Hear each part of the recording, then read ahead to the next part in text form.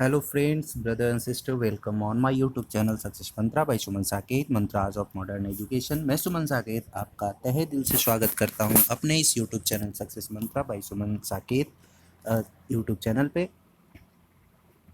आपको पता है कि ये जो सेशन है ये बेसिकली हमारा सेशन करंट अफेयर्स का है, जहाँ पे मैं हर रोज़ मोस्ट इम्पॉर्टेंट टॉप हेडलाइंस को इंक्लूड करता हूँ, जो कि न केवल आपके अवेयरनेस के पॉइंट ऑफ व्यू से बल्कि आपके एग्जामिनेशन, जो अभी आपके अपकमिंग एग्जामिनेशन है उसके पॉइंट ऑफ व्यू से भी बहुत ज़्यादा इम्पॉर्टेंट है। वो इसलिए इम्पॉर्टेंट है क्योंकि यहाँ पे जो भी मैं हेडलाइंस को इंक्लूड करता हूँ, पहली बात कि वो डिफरेंट सोर्सेज से लिए गए होते हैं, जिसमें हम basically the Hindu, economic times, news on air, PIB, PTI इत्यादि जैसे सोर्सेज को यूज़ करते हैं। दूसरा ये कि जो भी हम इसमें हेडलाइंस को इंक्लूड करते हैं उसके एक्सप्लानेशन को भी हम यहाँ पे डिस्कस करते हैं। साथ ही साथ उसमें जो स्टैटिक फैक्ट्स होते हैं उनके बारे में हम बात करते हैं, तो इस पॉइंट ऑफ व्यू से भी ये आपके लिए ज़्यादा इम्पोर्टेंट हो जाता है। तो हम अपने इस सेशन को शुरू करेंगे उससे पहले हम आप लोगों से एक बार फिर से एक रिक्वेस्ट करना चाहते हैं कि अगर आप हमारे इस यूट्यूब चैनल पर नए हैं तो आप हमारे इस यूट्यूब चैनल को सब्सक्राइब करना ना भूलें। सब्सक्राइब करना इसलिए ना भूलें क्योंकि अगर आप हमारे इस चैनल को सब्सक्राइब करते हैं तो आपको जो भी मोस्ट अपडेटेड नोटिफिकेशन है वीडियो का वो आपको मिलता रहेगा और आप जो है हमारे इस चैनल से जुड़े रह पाएंगे। तो चलिए हम अपने आज के इस करंट अफेयर शो और सेशन को स्टार्ट करते हैं और जानते हैं कि आज का हमारा मोटिवेशनल कोट क्या है। मोटिवेशनल कोट की मैं अगर बात करूं तो जिस मोटिवेशनल कोट हमारा है कि जिनमें अकेले चलने का हौसला होता है उनके पीछे एक दिन काफिला होता है। इसलिए अगर आप अकेले हैं या आपको ऐसा लगता है कि हमारा साथ जो है कोई नहीं दे रहा, तो ये तो बात नहीं है कि आपका कोई साथ नहीं दे रहा, बट अगर आपको ऐसा लगता है तो फ़िलहाल ऐसा अभी आपको लग रहा होगा, परंतु आगे चलकर आप अपने मुकाम को जब हासिल करेंगे तब सही में आपके पीछे एक दिन काफ़िला होगा। और इस विश्वास के साथ जो है आप अपना काम करते रहें, आप अपने जीवन में एक दिन अवश्य सफल होंगे और आपकी सफलता के पीछे जो है एक काफ़िला ज़रूर होगा।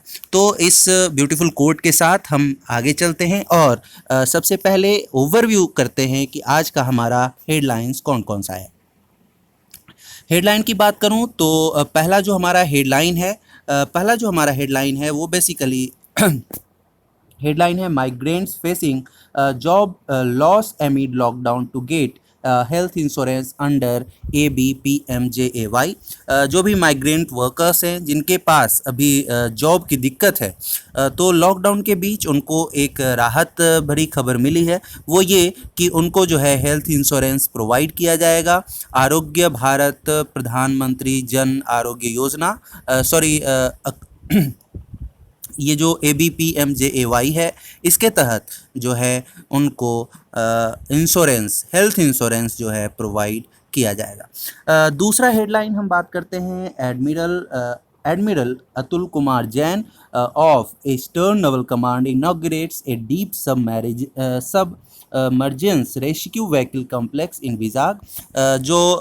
जो ईस्टर्न नवल कमांड के वाइस एडमिरल हैं अतुल कुमार जैन, उन्होंने जो है विजाग में deep submergence rescue vehicle complex का जो है वो अनावरण किया है, इनॉग्रेट किया है। तीसरे हेडलाइंस की बात करेंगे, central approved fund for implementation of Jal Jeevan mission in Madhya Pradesh, Jharkhand and West Bengal. ये 3 स्टेट्स हैं जहाँ पे हमारा सेंट्रल गवर्नमेंट जो है फंड को अप्रूव किया है। किसके लिए?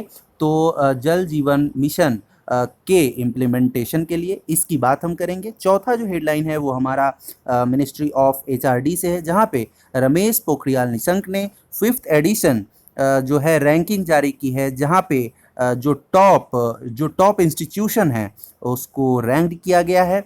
तो इसकी बात हम आज के चौथे हेडलाइंस में करेंगे। Gir sanctuary Gujarat Asiatic lion population risen to 29% in 5 years। Poonam Avlokan survey. एक सर्वे किया गया है जिसका नाम जो है वो पूनम अवलोकन सर्वे है।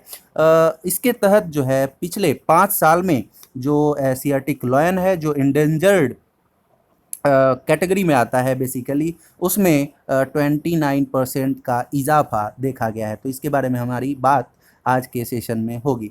आगे चलते हैं। Turant customs, a flagship programme launch in Bengaluru and Chennai by CBIC, central board of indirect taxes and custom के द्वारा जो है बेंगलुरु और चेन्नई में एक प्रोग्राम लॉन्च किया गया है जिसका नाम है तुरंत कस्टम। इसके बारे में बात करेंगे। QS वर्ल्ड यूनिवर्सिटी रैंकिंग 2021 का 17th एडिशन जो है वो जो है लॉन्च किया गया है। एक्चुअली इसको जो है वो बताया गया है जहाँ पे 3 इंडियन इंस्टीट्यूट को टॉप 200 में जगह मिली है। आगे चलते हैं हम अपने 8वें हेडलाइन की तरफ। 8वां हेडलाइन जो हमारा होगा बेसिकली 8वां हेडलाइन हमारा मर्सर्स 26th annual cost of living survey 2020 Mumbai ranks 16th globally 19th in Asia. अभी जो कॉस्ट ऑफ लिविंग सर्वे जो कि मर्सर्स द्वारा जारी किया गया है उसमें ग्लोबली जो है मुंबई को 16th रैंक जो है प्रोवाइड किया गया है। India's predicted 7.3% for financial year 2021 in case of second COVID-19 outbreak। OECD's जून 2020 जो है वो जारी किया गया है। OECD के द्वारा जून 2020 में जो है इंडियाज़ GDP को प्रिडिक्ट करके ये बताया गया है कि इंडिया का जो GDP है वो बेसिकली 7.3% तक रहेगा फिनेंशियल ईयर 2021 में। अगला जो हमारा 10वां हेडलाइन होगा वो है इफ़को और ICAR के बीच एक MOU साइन हुआ है जहां पे रिसर्च, ट्रेनिंग और वैलिडेशन ऑफ डिफरेंट प्रोडक्ट्स के बारे में बात होगी। आगे चलते हैं हम अपने 11वें हेडलाइन की तरफ। 11वां जो हमारा हेडलाइन है वो है Indian musician Shobha Shekhar receives the medal of the order of Australia. The medal of order of Australia के अवार्ड से जो है इंडियन म्यूजिशियन शोभा शेखर को जो है वो जो शोभा शेखर को जो है उससे नवाजा गया है। World day against child labour जो 12 जून को हर साल सेलिब्रेट किया जाता है उसके बारे में हम चर्चा करेंगे। 13th हेडलाइन की बात करें तो formal member of planning commission A Vaidyanathan passes away. ये ऑबिचुअरी सेक्शन से आज का हमारा हेडलाइन है जहाँ पे हम जानेंगे कि ए विद्यानाथन कौन थे और वो बेसिकली किस प्लानिंग कमीशन के अंदर उन्होंने अपना योगदान दिया था। अगले हेडलाइन की तरफ चलते हैं। अगला हेडलाइन जो है हमारा आंध्र प्रदेश से आ रहा है जहाँ पे CM YS जगन मोहन रेड्डी साहब ने एक प्रोग्राम एक स्कीम लॉन्च किया है जहाँ उन्होंने उस स्कीम का जो नाम दिया है वो जगन चेदोदू के नाम से वो उन्होंने एक स्कीम को लॉन्च किया है। अभी हाल फिलहाल में ये आंध्र प्रदेश स्टेट जो है और भी कई कारणों से न्यूज़ में रहा है जहाँ पे जो है ऑनलाइन डिस्पोजल मैनेजमेंट सिस्टम को भी उन्होंने लॉन्च किया था। तो ये बात है। 15वां जो हमारा हेडलाइन है वो महाराष्ट्र स्टेट से आ रहा है जहाँ पे वहाँ पे जो इन्वायरमेंट मिनिस्ट्री था उसका नाम चेंज कर दिया गया है, उसको environment and climate change ministry से नामकरण किया गया है। तो ये हमारा 15th हेडलाइन था। 16th की अगर बात करूं तो SAUNI schemes third phase to fill Saurashtra dams by 2021 ये हमारा आज का 16वां हेडलाइन होगा। इसके अलावा आगे अगर हम बात करें तो हमारा 17वां हेडलाइन जो है वो हमारा हिमाचल प्रदेश से है जहाँ पे वहाँ के CM जयराम ठाकुर ने एक जो है योजना को लॉन्च किया है जो पंचवटी योजना के नाम से है और ये बेसिकली सीनियर सिटीजन के लिए योजना है। 18वां और अंतिम आज के सेशन का जो हमारा हेडलाइन है वो highest allocation of 1,01,500 crore in MNREGA for financial year 2020-2021। तो अभी तक का जो है हाईएस्ट एलोकेशन जो है मनरेगा के लिए 1,01,500 करोड़ को किया गया है, तो इसके बारे में आज के सेशन में हमारी बात होने वाली है। तो ये तो हमारा ओवरव्यू था। अब हम इसके एक्सप्लेनेशन को जान लेते हैं एक एक करके। तो चलिए हम एक्सप्लेनेशन की तरफ चलते हैं और देखते हैं अपने पहले हेडलाइन को। Migrant facing jobs loss amid lockdown to get health insurance under ABPMJAY। Indian government ने जो है वो अपने हेल्थ इंश्योरेंस स्कीम को एक्सटेंड कर दिया है। इस हेल्थ इंश्योरेंस स्कीम का जो नाम है वो क्या है? आयुष्मान भारत प्रधानमंत्री जन आरोग्य योजना। इसको जो है माइग्रेंट वर्कर्स के लिए एक्सटेंड कर दिया गया है, जो बेसिकली इस कोविड-19 पैंडेमिक के चलते अभी जॉबलेस हैं, उनको जॉब की दिक्कत है।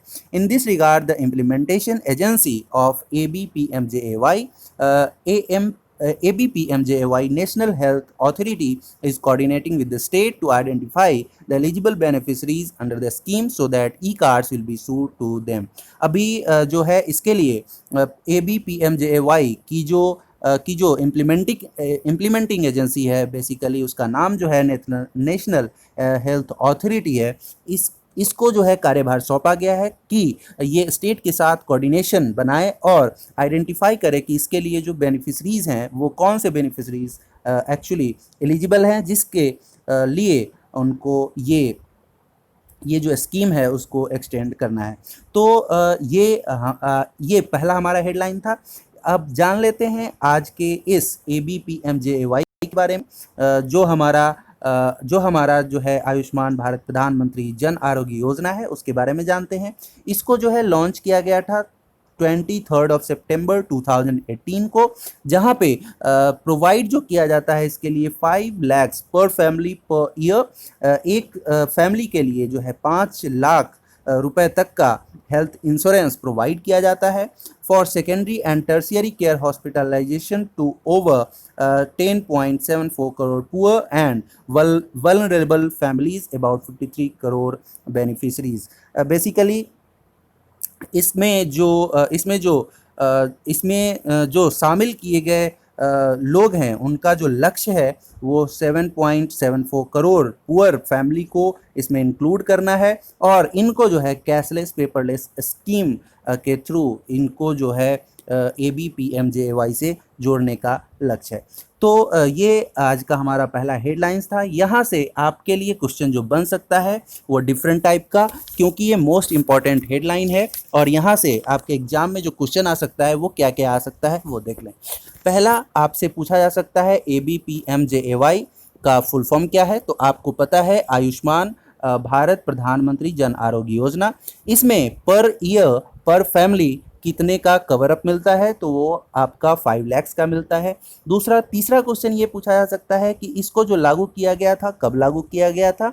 तो इसको लागू किया गया था 23 सितंबर 2018 को। इसकी जो इम्प्लीमेंटिंग एजेंसी है ABPMJAY की, उसका नाम क्या है? तो उसका नाम है NHA, जिसका फुल फॉर्म है national health authority.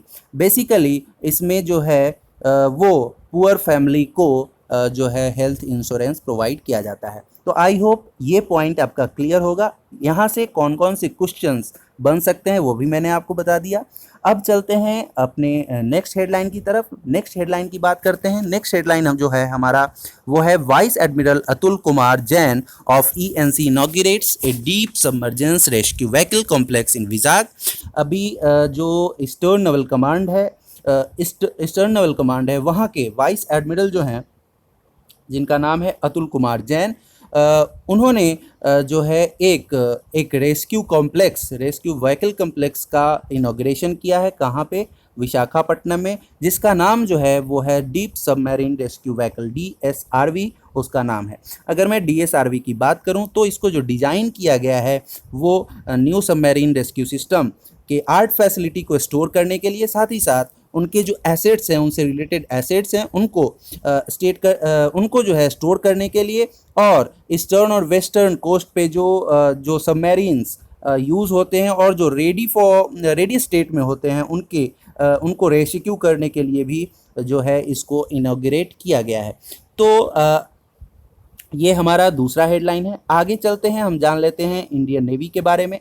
The Indian navy is the Naval branch of the Indian arm force. Indian navy जो है इंडियन आर्म फोर्स का एक नवल ब्रांच है, जिसके प्रेसिडेंट जो है जिसके जो जिसके जो जिसके जो हेड जो होते हैं वो प्रेसिडेंट ऑफ इंडिया होते हैं। The president of India is the supreme commander of the Indian navy. यहाँ से आपको क्लियर हो गया होगा कि इंडियन नेवी के ही नहीं, जो तीनों सेनाएं हैं हमारे, थल सेना, वायुसेना और जल सेना, इस तीनों के जो हेड कमांडर हैं वो हमारे कौन होते हैं? The president of India. The primary objective of the Indian navy is to protect the country maritime borders and helps in the expansion of its forces. इसका बेसिकली जो कार्य है वो जो है मैरीटाइम बॉर्डर को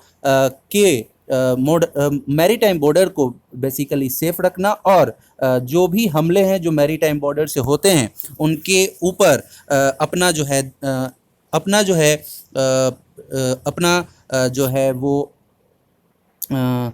या कह लें कि जो भी मैरीटाइम बॉर्डर्स पे हमले होते हैं उनसे लड़ने के लिए बेसिकली रिस्पॉन्सिबल होते हैं।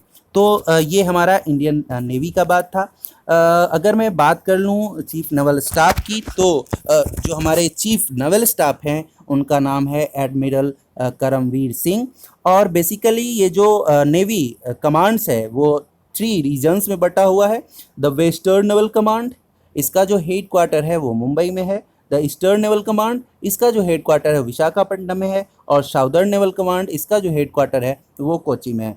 तो यहाँ से जो मोस्ट इम्पॉर्टेंट क्वेश्चन आपके सामने आ सकते हैं वो क्या है कि अभी आपसे ये पूछा जा सकता है कि ENC के जो है वाइस एडमिरल, उन्होंने कौन से कॉम्प्लेक्स का उद्घाटन किया और इनॉग्रेट किया? तो आंसर क्या होगा? Deep submergence rescue vehicle complex. कहाँ पे किया गया? विजाग में किया गया।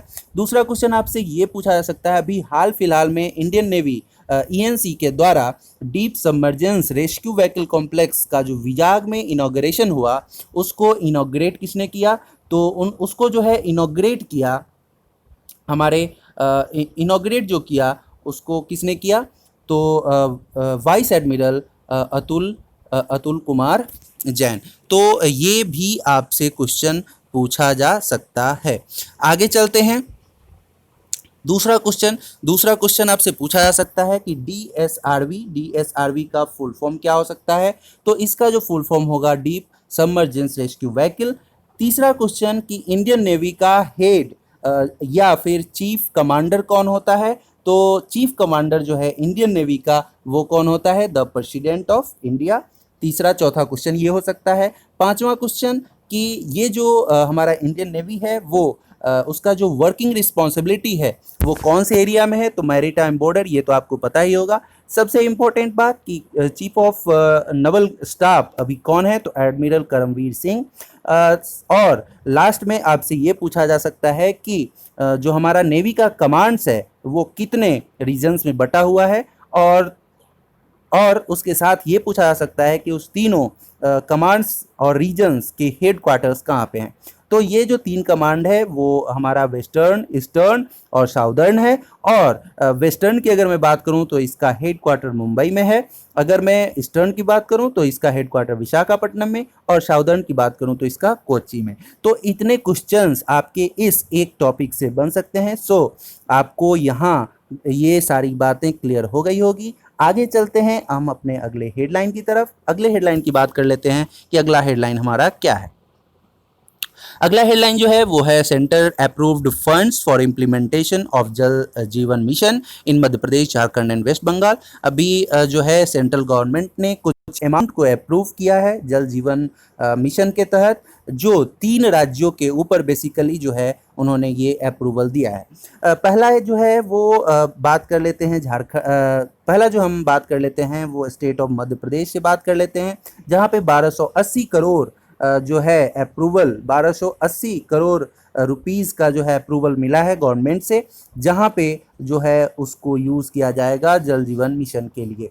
दूसरा 572 करोड़ रुपीस जो है वो implementation of Jal Jeevan mission के लिए झारखंड को अप्रूवल मिला है। और वेस्ट बंगाल के लिए 1146.58 करोड़ रुपीस जो है वो वो जो है अप्रूवल दिया गया है, जहाँ पे basically 100% house hold tap connection के लिए जो रूरल एरिया में करना है उसके लिए इनको अप्रूवल दिया गया है।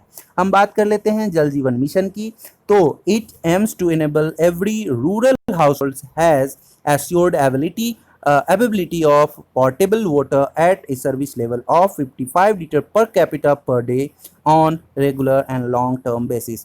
बेसिकली जो ये जल जीवन मिशन है इसके तहत ये एम किया गया है कि 55 litre per capita per day, मतलब पर डे 55 लीटर के हिसाब से पोर्टेबल वाटर जो है हर एक घर में, हर एक जो रूरल हाउस होल्ड्स हैं उनके पास पहुँचे। इसके लिए इस योजना की शुरुआत की गई थी, जिसका नाम क्या है, जल जीवन मिशन।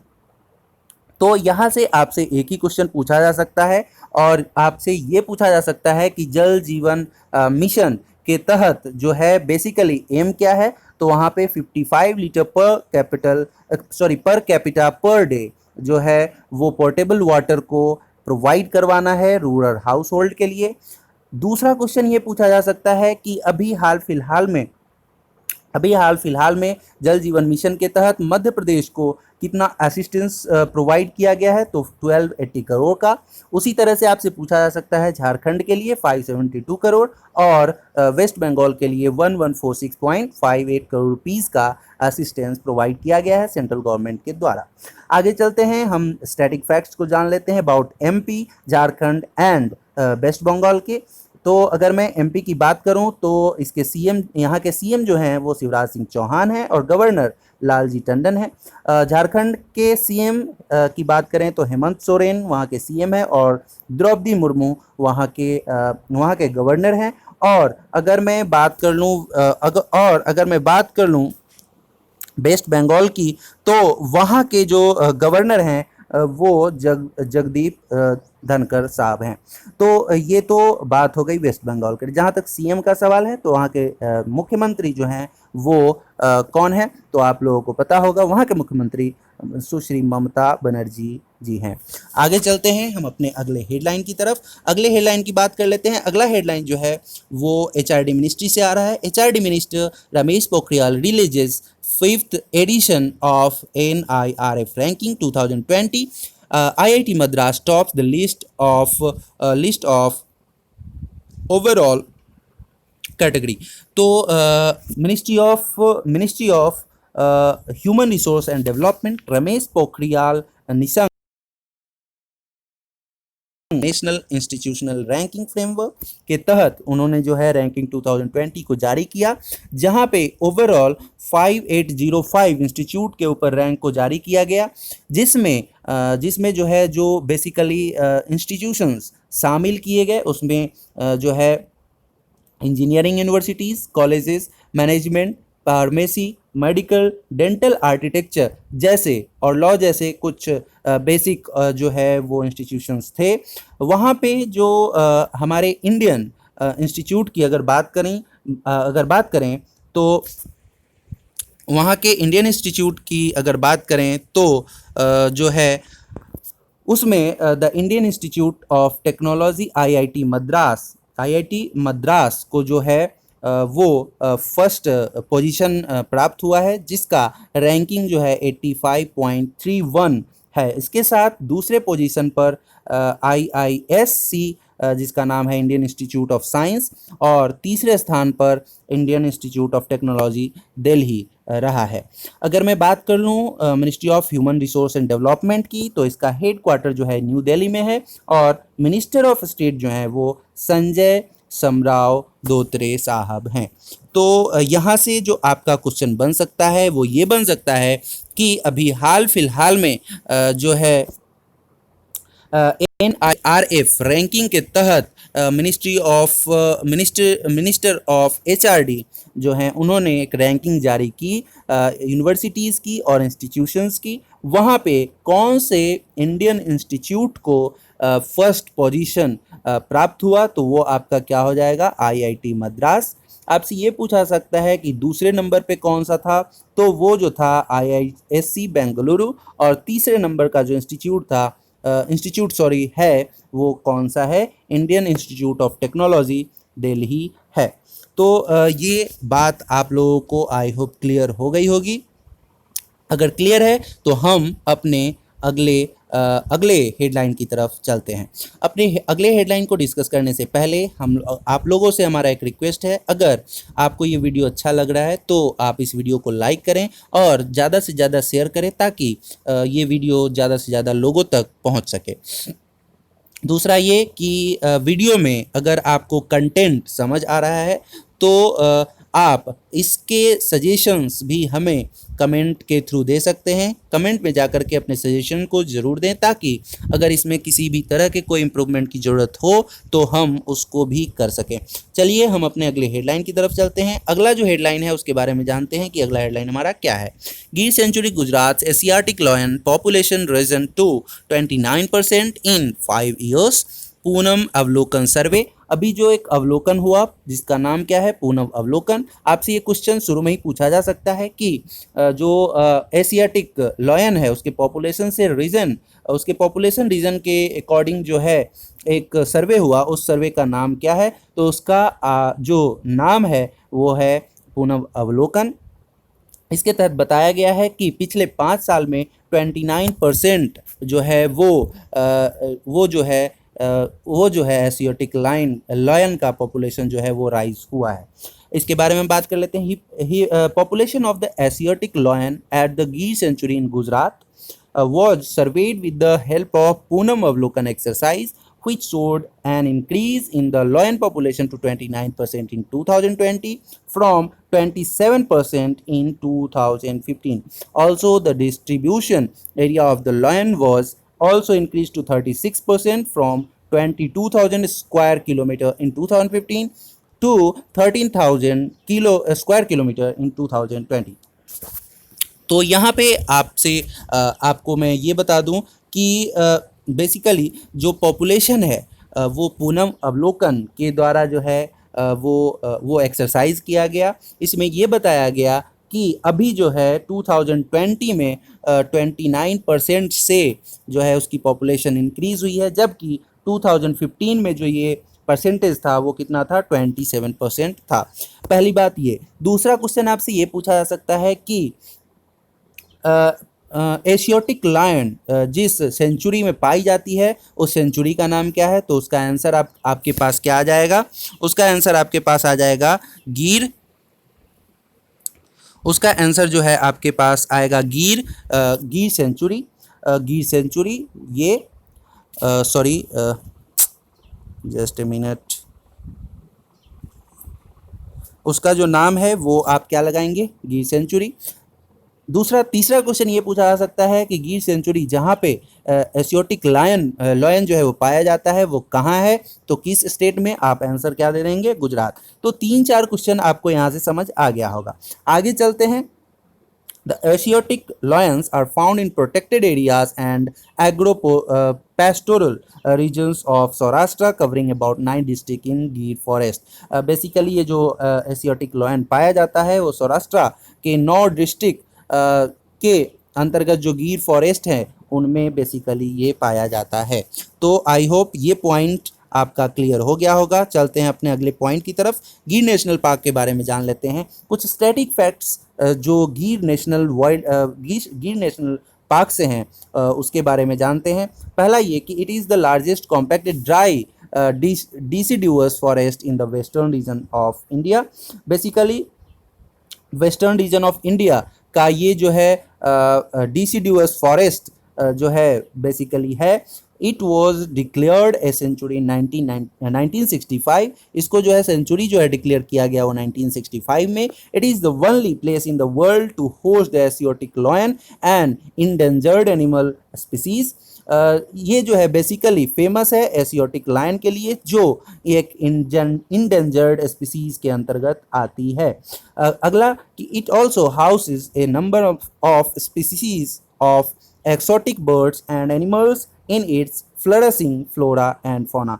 बेसिकली ये इसलिए भी फेमस है क्योंकि यहाँ पे कुछ जो विदेशी पक्षियाँ हैं वो भी, और कुछ जो फ्लोरा एंड फौना है जो कि एक्सोटिक कैटेगरी में आती हैं वो भी पाई जाती हैं। It covers about 153.42 square kilometre area, out of which an area of 258.71 square kilometre was declared at national park. तो ये ज़्यादा इंपॉर्टेंट नहीं है। आपसे इस स्टैटिक पॉइंट से क्या क्वेश्चन बन सकता है आपके लिए? तो पहला ये कि जो गिर नेशनल पार्क है उसको सेंचुरी का दर्जा कब मिला? आंसर 1965। ये किस लिए फेमस है? तो पहला जो आंसर होगा वो एशियाटिक लायन के लिए, दूसरा कि जो कि इंडेंजर्ड एनिमल के अंतर्गत आती है, दूसरा ये क्योंकि यहाँ पे एक्सोटिक बर्ड्स और फ्लोरा फौना जो है वो पाए जाते हैं। तो ये आपके पॉइंट्स आई होप कि क्लियर हो गए होंगे। अगर क्लियर हैं तो हमें कमेंट बॉक्स में ज़रूर अपने सुझाव और अपने जो वक्तव्य हैं वो कमेंट के थ्रू दे सकते हैं, उसको आप ज़रूर देंगे, उसका हमें इंतज़ार रहेगा। आगे चलते हैं हम अपने अगले हेडलाइन की तरफ। अगला हेडलाइन हमारा क्या है उसको देखते हैं। Turant customs, a flagship programme launch in Bengaluru and Chennai by CBIC, central board of indirect taxes and customs ने जो है एक प्रोग्राम लॉन्च किया है जिसका नाम क्या है? जिसका नाम जो है वो है तुरंत कस्टम्स। इसके तहत जो इम्पोर्टेड गुड्स हैं जो इजी ऑफ डूइंग बिजनेस के लिए यूज़ हो रहे हैं और इंपोर्ट किए जा रहे हैं, बेसिकली उनको फास्टर क्लियरेंस करने के लिए प्रोग्राम लागू किया गया है, जिसके तहत जो रूटीन इंटरफेस जो पारंपरिक चीज़ें थी उसको एलिमिनेट कर दिया गया है और एक यूनिफॉर्म असेसमेंट के थ्रू इसको जो है वो बेसिकली इसको जो है क्लियर किया जाएगा। साथ ही साथ इसमें पेपरलेस ट्रांजैक्शन को भी इंक्लूड किया गया है। The Central Board of Indirect Taxes and Customs launches a flagship program, Turant Customs, at Bengaluru and Chennai to have a technology-supported faster clearance of imported goods for the ease of doing business. आपसे पहला question ये पूछा जा सकता है कि तुरंत customs जो है किसके द्वारा जो है वो लॉन्च किया गया है? तो आंसर क्या होगा? CBIC। आपसे पूछा जा सकता है CBIC का फुल फॉर्म क्या है? Central board of indirect taxes and custom. तीसरा क्वेश्चन ये पूछा जा सकता है कि ये तुरंत कस्टम प्रोग्राम जो है ये कहाँ पे लॉन्च किया गया है? तो ये बेंगलुरु और चेन्नई में लॉन्च किया गया है। किस लिए यूज़ किया गया है? तो जो भी imported goods for easy of doing business के लिए है उसके क्लियरेंस को क्या करने के लिए? फास्ट बनाने के लिए किया गया है।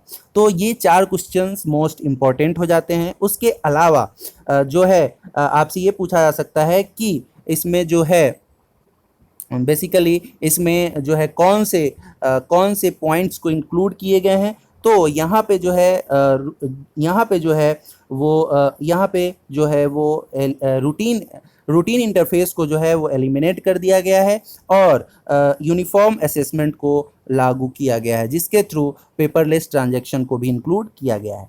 आगे हम बात कर लेते हैं स्टैटिक पॉइंट्स अबाउट CBIC।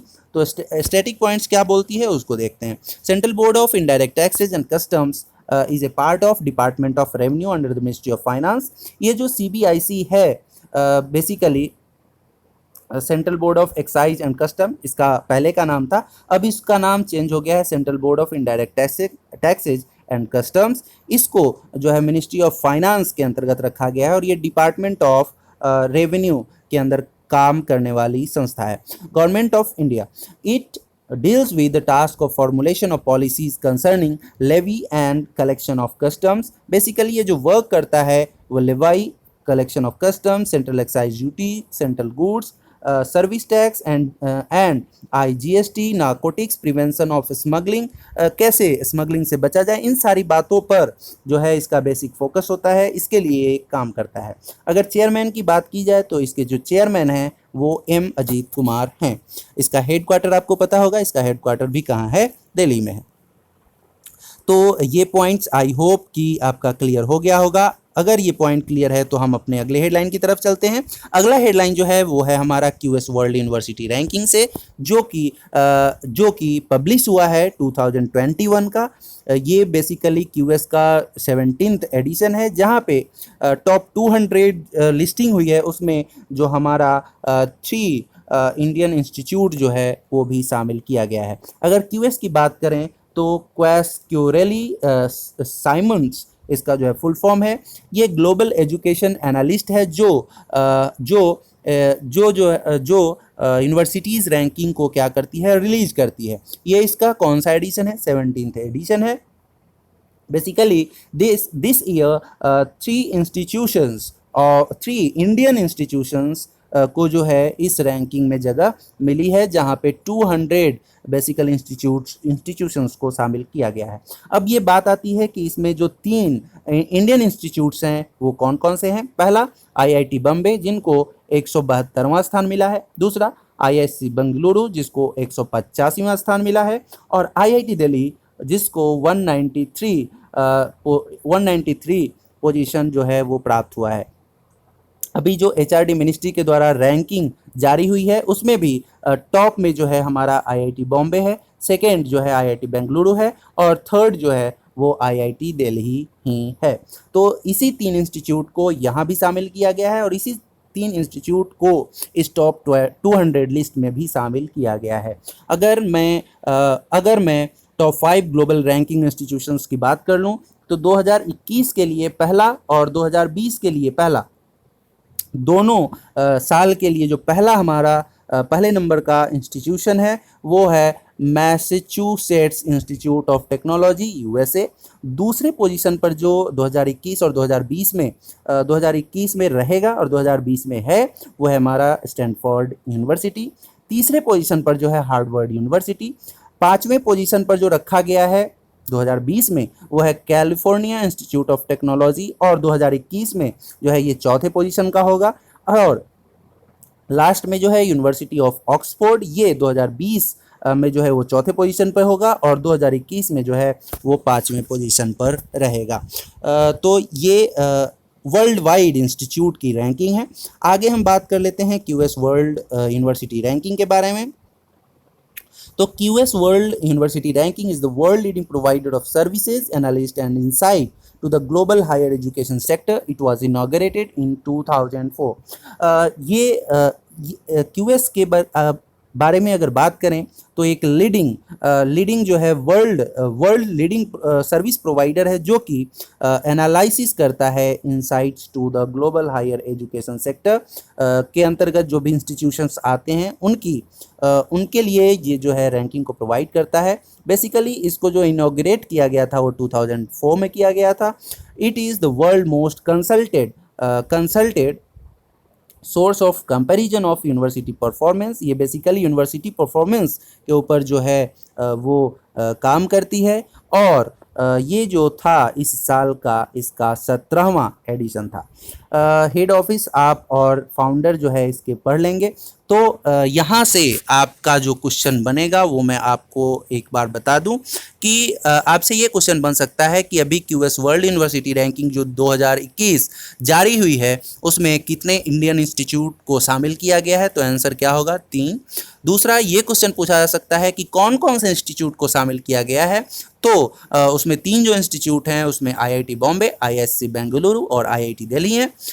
इसके साथ आपसे पूछा जा सकता है कि वर्ल्ड वाइड सबसे पहले नंबर का जो यूनिवर्सिटी है वो बेसिकली कौन सा है, सेकेंड नंबर का कौन सा है, थर्ड नंबर का कौन सा है, फोर्थ नंबर का कौन सा है और फिफ्थ नंबर का कौन सा है, ये आपसे पूछा जा सकता है। तो आई होप ये पॉइंट भी आपको क्लियर हो गया होगा। इसके साथ हम चलते हैं अपने अगले पॉइंट की तरफ। अगला जो पॉइंट है वो हमारा है मर्सर्स 26th annual cost of living survey 2020, Mumbai rank 16th globally 19th in Asia. अभी सबसे हाईएस्ट कॉस्ट ऑफ लिविंग जो है वो किस सिटी में है, तो इसके बारे में रैंकिंग जारी हुई है, जिसको जारी जो किया है वो मर्सर ने किया है। इसके बारे में जान लेते हैं। Mercer release 26th annual cost of living survey 2020। ये मर्सर जो है 26th annual cost of living survey जो है वो जारी किया है, जहाँ पे मुंबई सिटी जो है उसको जो है ओवरऑल जो है 16th पोजीशन प्राप्त हुआ है, जबकि पूरे एशिया की अगर बात की जाए तो 19th रैंकिंग उसको मिली है। आप जान सकते हैं कि ऑल ओवर द वर्ल्ड ये 16th पोजीशन है, तो यहाँ पे रहना वो कितना कॉस्ट मतलब कितना कॉस्टली हो सकता है, इससे आपको समझ आ रहा होगा। अगर मैं टॉप टॉप सिटी की बात करूं तो हांगकांग जो है इस लिस्ट में टॉप पे बना हुआ है। आगे बात कर लेते हैं। मर्सर्स 26th annual cost of living survey will helps employers navigate non-native packages essential due to uncertainty from the COVID-19 pandemic and consider alternate forms of international assignment to sustain overseas operations। तो ये आपके लिए ज़्यादा important नहीं है, आपको बस इतना याद रखना है कि बेसिकली जो है मर्सर्स के द्वारा जो 26th annual cost of living survey 2020 जारी किया, उसमें मुंबई को कौन सा स्थान मिला, तो 16th position all over the world, जबकि एशिया में जो उसको है वो 19th पोजीशन मिला।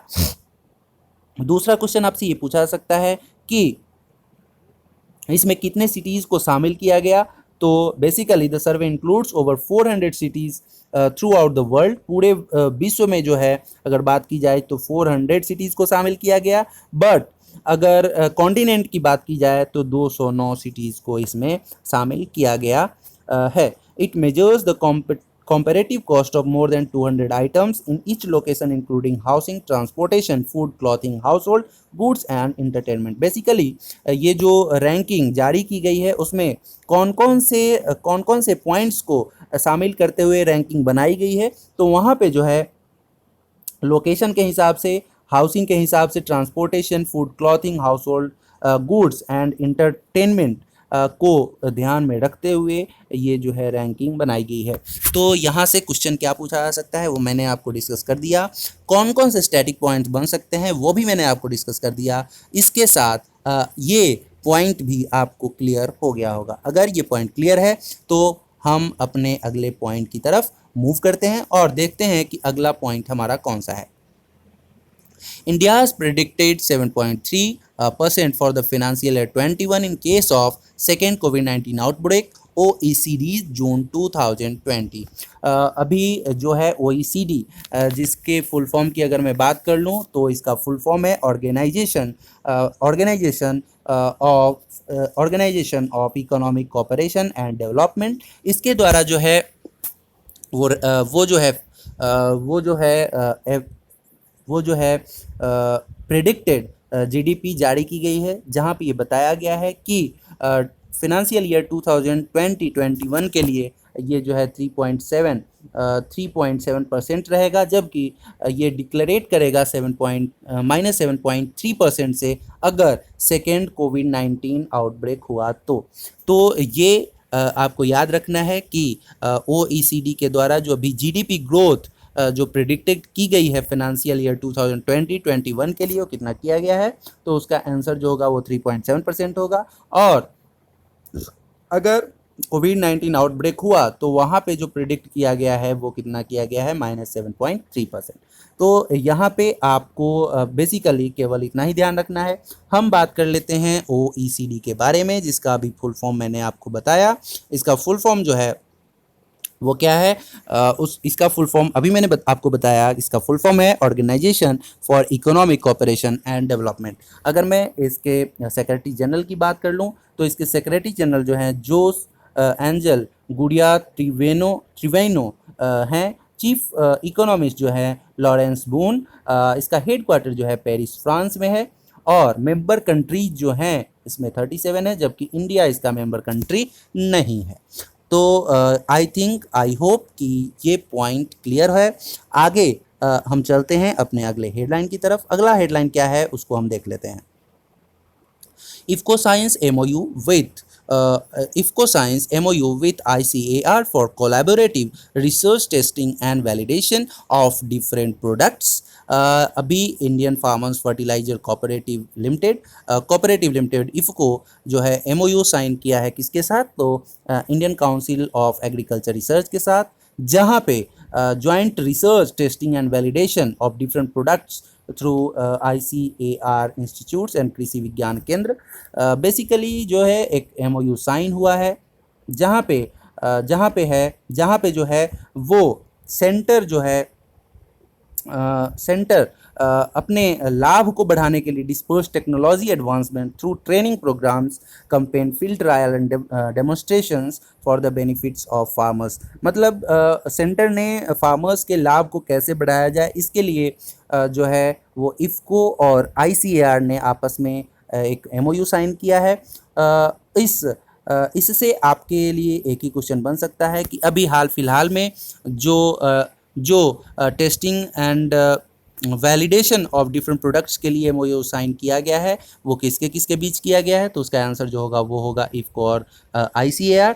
आपसे ये पूछा जा सकता है इफ़को का फुल फॉर्म, तो वहाँ से इफ़को का फुल फॉर्म क्या होगा, Indian farmers fertiliser cooperative limited, जबकि ICAR का फुल फॉर्म क्या होगा, Indian council of agriculture and research. आपके लिए, आपके अवेयरनेस के लिए आपको बता दूं स्टैटिक फैक्ट्स अबाउट इफ़को। तो स्टैटिक फैक्ट्स क्या है इफ़को के, इसका जो हेड क्वार्टर है वो न्यू दिल्ली में है और बलविंदर सिंह नकाई इसके जो है चेयरमैन हैं। जबकि ICAR की बात करूं तो इसका हेड क्वार्टर भी न्यू दिल्ली में है और प्रेसिडेंट जो हैं ऑफ द ISIR सोसाइटी वो Narendra Singh Tomar, union minister of agriculture and farmer welfare हैं। इससे आपको दो चीज़ें क्लियर हो गई कि प्रेसिडेंट ऑफ ICAR सोसाइटी, इसके जो प्रेसिडेंट हैं वो कौन है, नरेंद्र सिंह तोमर। दूसरा ये कि नरेंद्र सिंह तोमर कौन से मिनिस्टर हैं हमारे, तो union minister of agriculture and farmer welfare. तो ये आपको क्लियर हो गया होगा। हम चलते हैं अपने अगले हेडलाइन की तरफ। अगला हेडलाइन क्या है उसको देखते हैं। Indian musician Shobha Shekhar receives the medal of the order of Australia. आपको बस इतना जानना है कि शोभा शेखर जो इंडियन म्यूजिशियन हैं उनको जो है medal of the order of Australia in the queen birthday 2020 for her service to Indian music and dance. Queen birthday 2020 के उपलक्ष्य में उनको medal of the order of Australia से नवाजा गया है। इनका नाम क्या है, शोभा शेखर। इनको जो है ये जो नवाजा गया है, ये जो अवार्ड मिला है वो इंडियन म्यूजिक एंड डांस के फील्ड में मिला है। तो आपसे क्वेश्चन यही पूछा जाएगा कि उस इंडियन म्यूजिशियन का नाम बताइए जिनको the medal of the order of Australia से नवाजा गया है, तो आंसर क्या होगा, शोभा शेखर। और दूसरा ये पूछा जा सकता है कि शोभा शेखर किस फील्ड से जुड़ी रही हैं, तो उसका जो आंसर होगा वो क्या होगा, म्यूजिक, इंडियन म्यूजिशियन से। क्लियर। अगर मैं ऑस्ट्रेलिया के स्टैटिक पॉइंट्स की बात करूं तो गवर्नर जनरल जो यहाँ के हैं डेविड हर्ले हैं, prime minister Scott Morrison, currency Australian dollar और कैपिटल जो है वो ऑस्ट्रेलिया की कैनबरा है। ये पॉइंट आपको क्लियर हो गया होगा। अगर ये पॉइंट क्लियर है तो हम अपने अगले पॉइंट की तरफ चलें। अगला पॉइंट देखते हैं कि अगला पॉइंट हमारा क्या है। World day against child labour, जो कि हर साल 12 जून को मनाया जाता है, इसके बारे में हम बात कर लेते हैं। ये बेसिकली क्या है कि world day against child and labour, इसमें जो है ये अवेयरनेस के पॉइंट ऑफ व्यू से जो है सेलिब्रेट किया जाता है, जिसको सेलिब्रेट करने वाला जो ऑर्गेनाइजेशन है वो ILO है, इंटरनेशनल लेबर ऑर्गेनाइजेशन। इसके बारे में जान लेते हैं। World day against child labour is observe globally in 12 June every year. According to the International Labour Organization, there are about 152 million children globally who are engaged in child labor, 72 million of whom are in hazardous work. This year campaign and is being organized jointly with the Worldwide March Against Child Labor and the International Partnership for Cooperation in Child Labor in agriculture. Basically इस बार का जो ये जो day है वो celebrate किया गया है ये दो ऑर्गेनाइजेशंस के द्वारा। पहला जो है वो है world wide march against child labour और दूसरा जो है वो है IPCCLA, international partnership for cooperation and on child labour in agriculture. इस दोनों ने मिलकर world day against child labour को ऑब्जर्व किया, जो कि हर साल कब मनाया जाता है, 12 जून को मनाया जाता है। अगर मैं बात कर लूँ world day against child labour की, तो the international labour organisation ILO launch the world day against child labour in 2002। Basically जो इस डे को है वो लागू किया गया था 2002 में, ऑब्जर्व करना स्टार्ट किया गया था और 2002 से अभी तक हर साल जो है ये मनाया जा रहा है 12 जून को। इसको मनाया क्यों जाता है, तो इसके बारे में जान लेते हैं। On the world wide extend of kid labour and therefore the action and effort needed to eliminate it.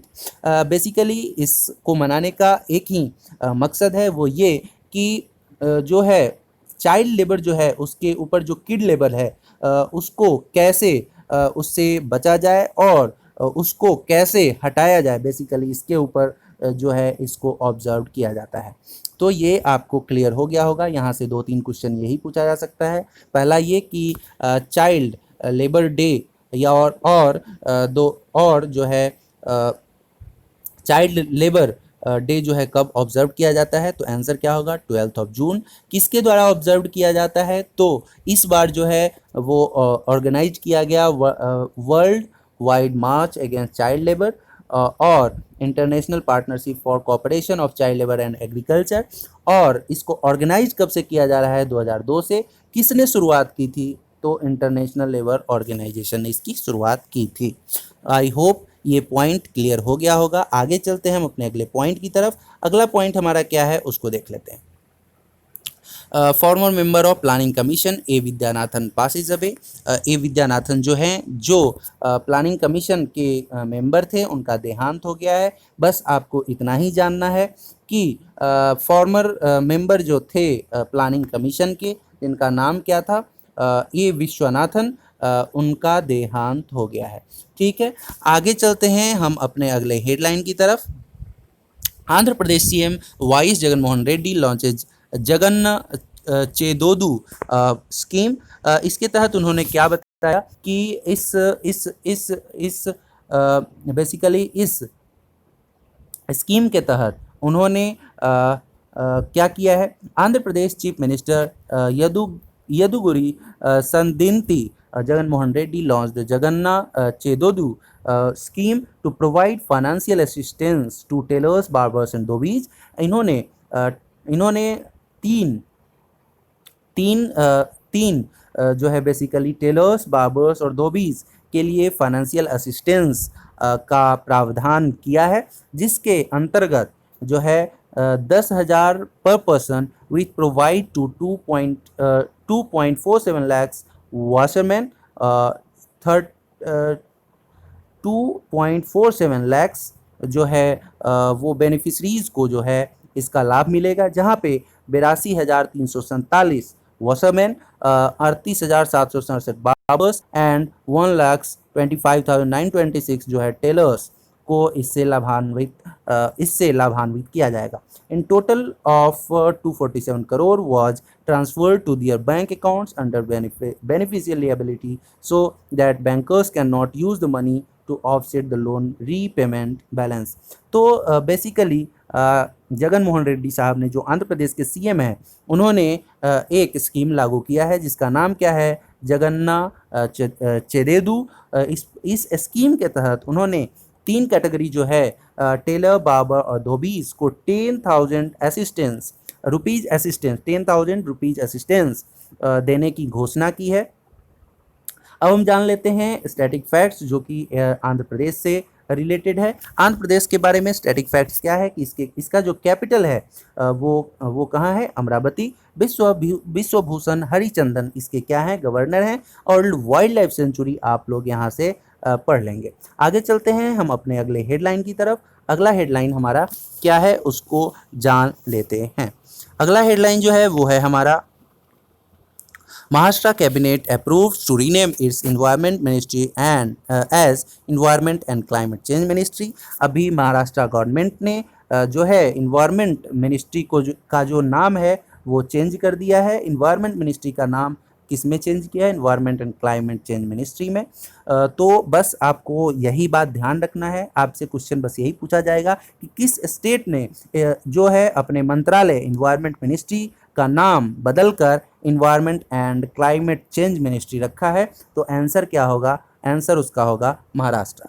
उसके अलावा आपसे महाराष्ट्र का स्टैटिक फैक्ट्स पूछा जा सकता है। स्टैटिक फैक्ट्स क्या है वो जान लेते हैं।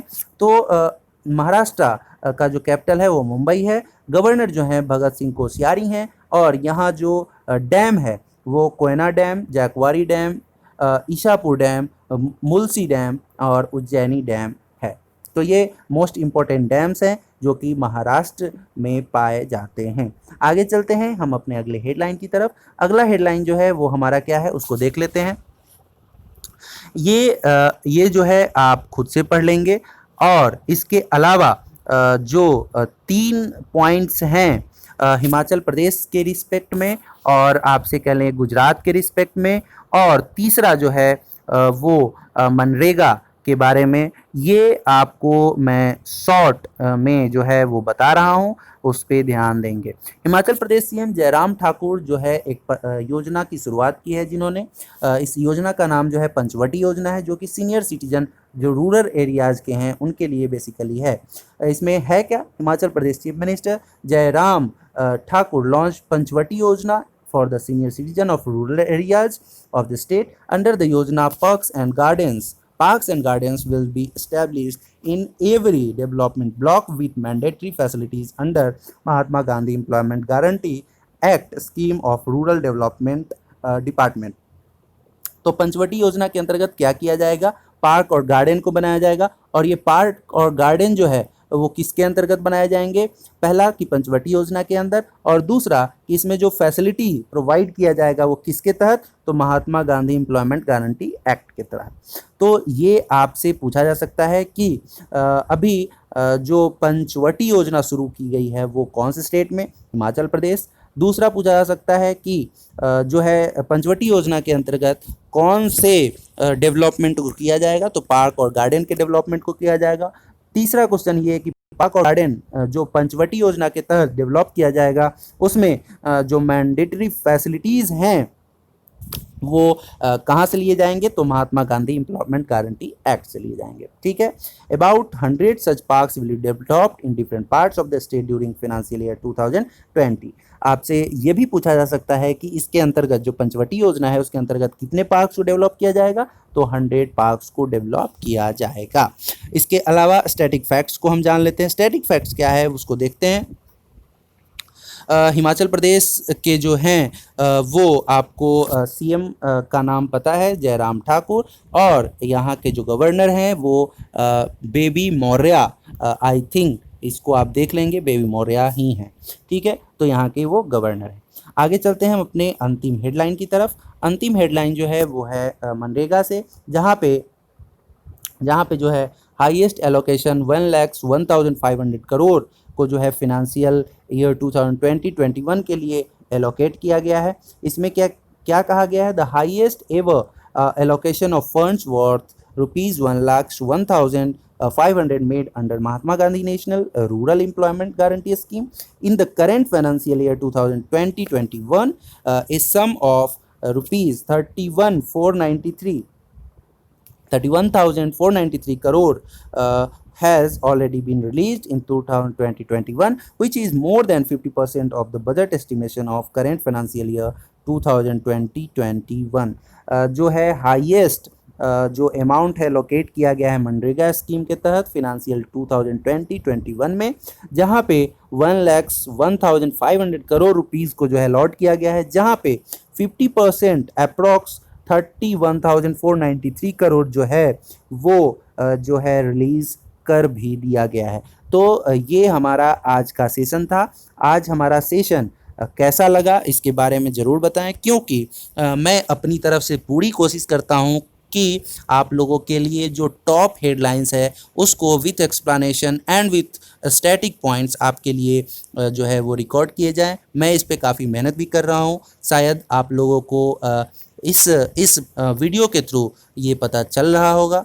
तो आप से हमारी बस एक ही रिक्वेस्ट है कि हमारे चैनल को जो है ज़्यादा से ज़्यादा शेयर करें, सब्सक्राइब करें और हमारे वीडियो को लाइक करें, शेयर करें, ताकि और भी बेहतर हम वीडियो को बना सकें। आप लोगों से हमारी यही अपेक्षा रहती है।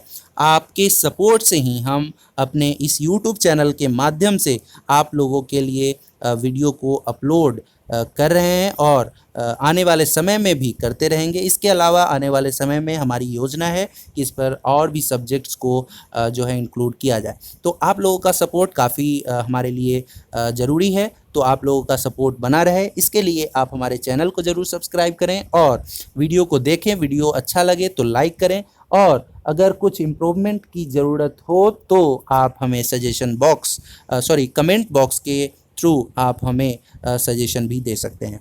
आज के लिए हम अपने इस सेशन को यहीं अंत करते हैं। फिर कल हमारी मुलाकात होगी हमारे इसी यूट्यूब चैनल पर इसी करेंट अफेयर्स शो के साथ। तब तक के लिए धन्यवाद। Bye bye and take care.